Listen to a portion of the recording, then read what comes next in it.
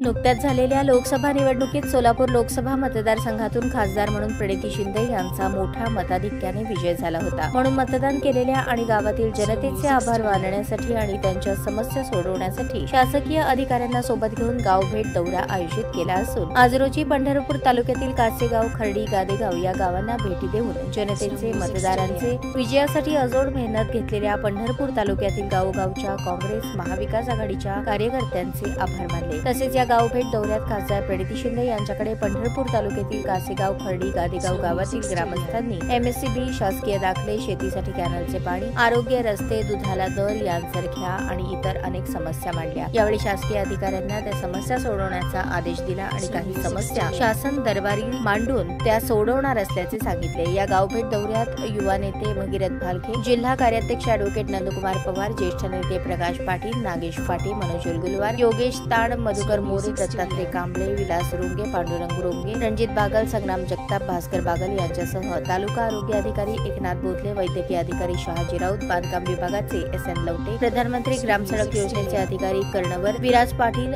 मंडळ अधिकारी बाळासाहेब मोरे, तालुका कृषी अधिकारी सूर्यकांत मोरे, तलाठी अनिल बागल, ग्रामविकास अधिकारी रमेश काळे, MSCBचे सारिका जावळे, पोलीस अधिकारी विश्वास पाटील यांच्यासह इतर अधिकारी आणि ग्रामस्थ मोठ्या संख्येने उपस्थित होते।